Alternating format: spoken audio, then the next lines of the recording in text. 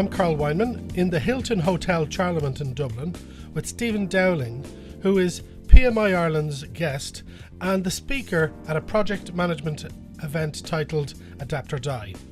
Stephen Dowling is the founder of ETM, and we're discussing the future of project management and PMI. What is project management? Project management. Well, I think anybody who manages a project is a project manager. I think people don't realise it, but we're actually all project managers to a certain extent.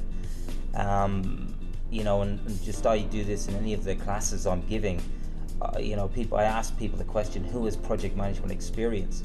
And a lot of times people think they haven't. But when you think about, in our own private life as well as work life, people are managing projects. And what is a project? PMI defines a project as a temporary endeavour undertaken to create a unique product, service or result. And that's what a project is.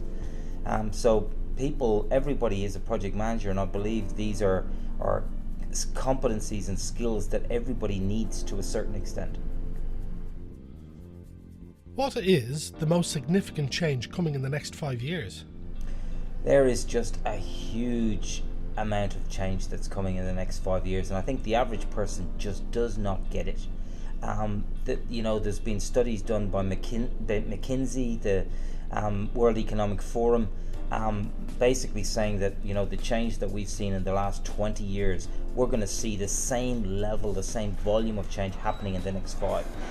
If that's true, that's going to have a huge implication on everybody, not only people who work in project delivery, but across the globe. Everybody's going to be affected by this.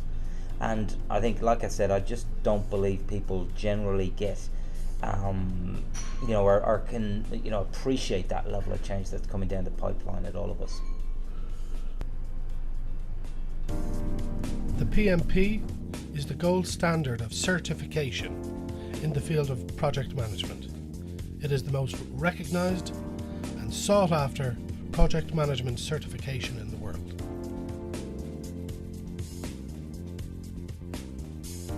Why is the last 5 years changing faster for project managers than in the last 20 years?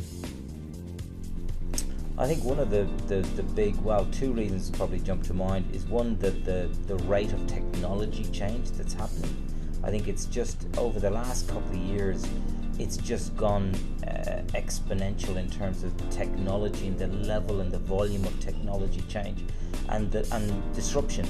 There's been a significant increase in the level of disruption that's coming at all of us, and I think that translates into the environments that we operate in any company. It's just you've got to be able to do things quicker, faster, and and I use the image of if you ask anybody over the last couple of years, do you feel that the gas dial has been turned up? If you think of a cooker, think about the last couple of years, has that gas been turned up? And I think the average person would say yes.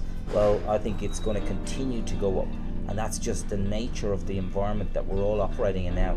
I think everybody has to accept that, and if you don't accept that, then I think you're gonna really struggle into the future. And we've got to make sure we've got the right attitude, and the key thing to have is to have a toolbox and skills to be able to deal with that, because that's going to be a fact of life that we're all going to have to deal with. Is the traditional role of a project manager dying? I think in some organizations, I think the competencies, the skills and competencies that project managers have are always going to be needed. They're so valuable. But when you look at some organizations, they don't use the role project manager. And it depends on the industry. My big passion is, I believe we should all see ourselves as project leaders first and foremost. And just changing the one word leader from manager to leader has a big impact in terms of what is my first priority. My first priority is always the people. I'm all about managing people, trying to pull people together, get the best, unleash the potential from people. But the skills of and the competencies of a project manager are always going to be needed. They're so valuable. But I think if you call yourself a project manager into the future, I think you could be quite vulnerable, because some organizations won't actually have the title project manager, and I've seen it now here in Australia. That's the case already, and I think I as we saw in my Adapter Die presentation, I believe everybody should see themselves first and foremost as a leader, and then you can be a project leader and potentially step into different roles as a leader, as a project manager, as an agile project manager, as an iteration manager, as a scrum master, release train engineer.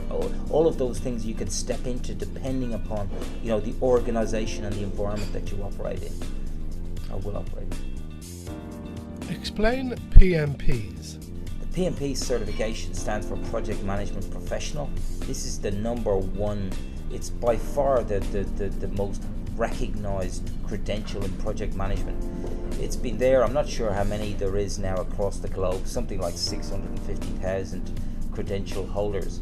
And it's a really good, very well respected credential in project management.